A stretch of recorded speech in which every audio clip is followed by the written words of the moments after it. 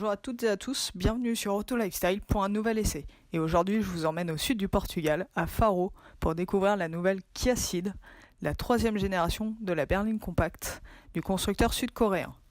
Alors la première information sur cette Ceed, c'est qu'elle a perdu son apostrophe par rapport à la première génération qui est arrivée en 2009.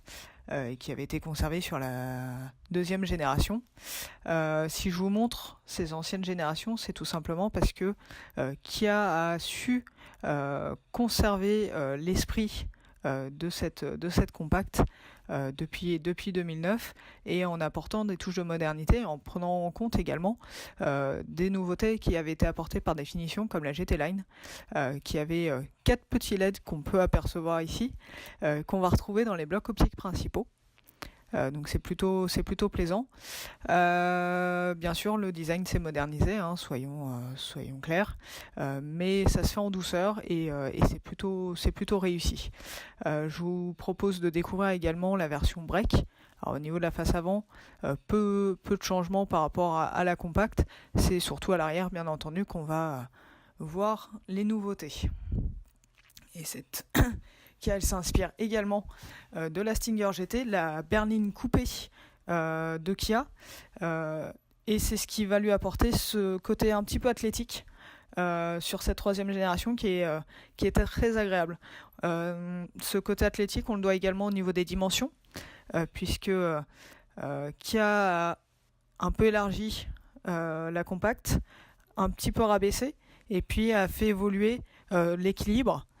Puisqu'on conserve la même longueur, par contre au niveau des porte-à-faux avant et arrière, on a un transfert de 20 mm qui se fait entre les deux, ce qui va permettre effectivement un rééquilibrage de la ligne, mais également un comportement plus dynamique, avec un effet de sous-virage moins important. J'y reviendrai un petit peu plus tard. Au niveau du design à proprement parler, on a une évolution bien entendu de la calandre Tiger Nose emblématique de Kia. On a les optiques avec, je vous le disais, ces 4 LED qu'on voit bien ici une fois qu'ils sont éclairés.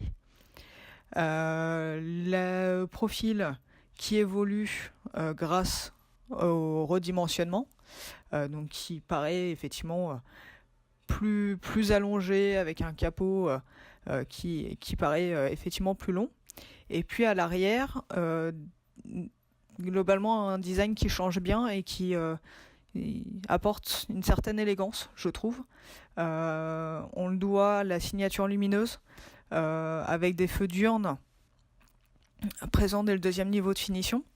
Et puis également au replacement de la plaque d'immatriculation qui était auparavant sur le bouclier et qui a basculé sur le haillon, avec une ligne qui intervient juste au-dessus, et donc effectivement on a une face plus élégante.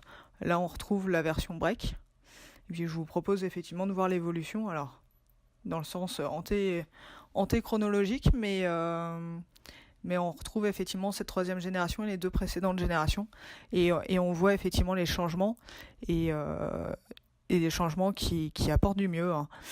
C'est vrai que c'était pas ce qui était le plus réussi sur les précédentes générations, avec un arrière qui était relativement fade.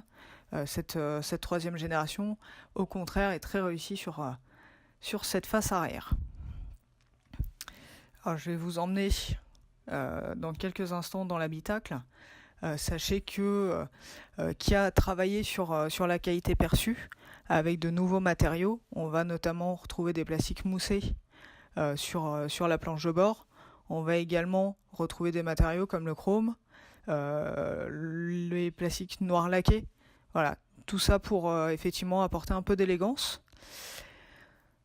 Un choix du constructeur de conserver pas mal de boutons sur la console, sur le volant.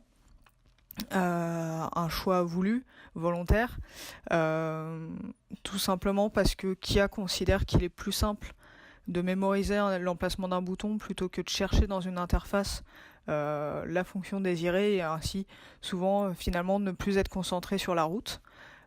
Pourquoi pas, vous le découvrez, on retrouve la charge à induction qui apparaît sur la plupart des modèles qui sortent maintenant, qui va permettre effectivement de recharger les smartphones de dernière génération sans avoir à connecter un fil. Voilà, donc un habitacle plutôt propre, plutôt agréable à regarder.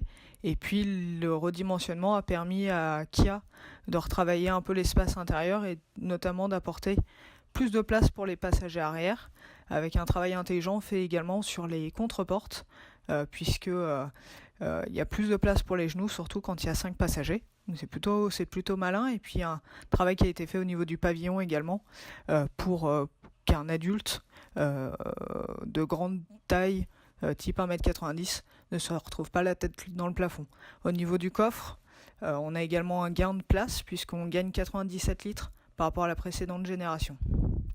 Alors, dans le cadre de notre essai, on a essayé le 1,4 L turbo essence, un moteur de 140 chevaux, associé ici à une boîte à double embrayage DCT7.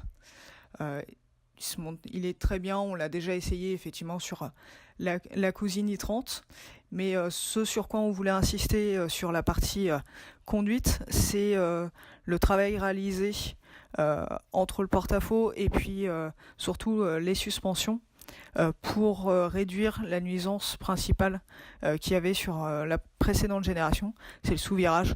Aujourd'hui, on l'a sensiblement plus. Voilà, écoutez, il ne me reste plus qu'à vous souhaiter une belle journée et à remercier bien entendu Kia France pour cet essai. A très vite, au revoir.